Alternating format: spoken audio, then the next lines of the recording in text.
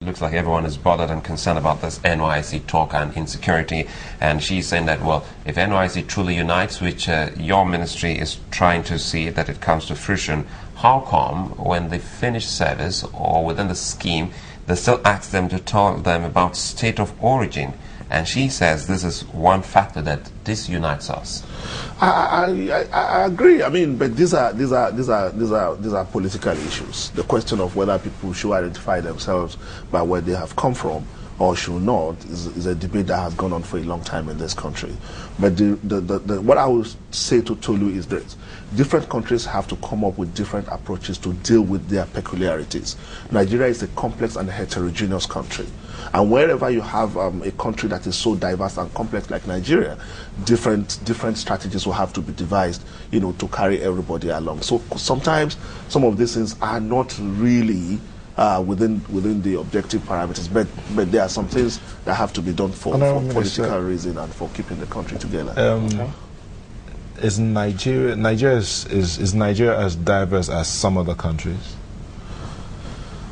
Now, that's based on following. I'm going to follow that up with a question. Yes. If Nigeria is so diverse, how do you get the youth? Is it possible to get the youth to begin to think Nigeria rather than religion or state or region of origin, without getting the political class to begin to handle issues of impunity? That's a question coming from someone here. I'm still trying to get his name exactly from the tweets. But like I said, some of these are complex political problems that has to do with the issue of citizenship. You get the point I'm making. Like, I'll give you an example. If we have I'm sure you are Yoruba. You are not Yoruba? You are from where? From the southeast. You are from the southeast. I don't know, Suleiman. I'm Nigerian. I know you are Nigerian, but you are from, Well, anyway, I really don't say but the point I'm making, the point I'm trying to make is, if I enter this studio, and everybody that works here is Yoruba, that immediately tells me something about China's television. I enter here and everybody is Igbo, or everybody is Kanuri, or everybody is Ibibio, that tells me something, right? So that does not necessarily mean that it is wrong for us to come from the same place, but it says something, right? Because the beauty of a garden is the diversity of the flower, right? So, but I don't think the diversity of Nigeria is a problem. Yeah. But I think what we must do is to continue to devise strategies to manage our diversity. That doesn't mean that within the context of being a Nigerian, so many people have done a lot of work on the issue of citizenship and how to manage a citizenship issue. But I don't think it's a problem that people are from different places and that we have to continue. The major challenge is how do we continue to expand opportunities for people regardless of who they are, as long as they are Nigerians. Well, we're out of time, but I'd like you to respond to this as quick as you can. There was this 50 billion, I think, that was budgeted for unemployment in the 2011 budget. And lately we were told that there seems to be no record of implementation of the 2011 budget.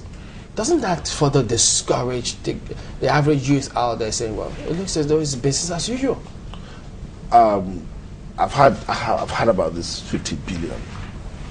I can assure you that 50 billion is not in the Ministry of Youth Development. Right? I've heard about it. If you're going to talk about employment or unemployment for the youth, you may have to refer to that at some point in time. Yeah, I agree with you, and that's why I said I've asked questions about it, right? But I don't know whether this 50 billion is a proposal in the budget, because every ministry has its budget, and there is no ministry that can say, okay, it has 50 billion and it's holding and not giving. But I think what must have happened, and I'm saying this, is that 50 billion, you can say, okay, we are going to earmark 50 billion to create opportunities for young people. That does not mean that the 50 billion has been spent or that the 50 billion has been appropriated. You get the point I'm making. Just like when the president said like 2 billion is available to develop the entertainment industry. What it means is that you have to, it doesn't mean that 50 billion is there for anybody to come and take. What it means is that, look, we are prepared to spend 50 billion, right, when we are able to create this situations. But it doesn't mean that 50 billion is sitting somewhere that somebody can go and take. But I think the principle, which I think is what you are referring to, And that is the point I'm making. That we have to understand that the reason we have a ministry like the Ministry of Youth Development is to continue to probe this kind of issues, to continue to ask the kind of question, even within the government. And that's why I said my responsibility, I see my responsibility as sitting delicately between my role as an advocate for young people and as a member of government. Right? As an advocate for young people, we can continue to promote the issues of young people and continue to ask questions affecting young people. But at the same time, because I am part of the government, I'll continue to bring the government perspective to bear on issues concerning young people. All right, then. That's all the time we have. Thank you very much indeed for coming on. Minister of Youth Development, Bolaji Abdullahi.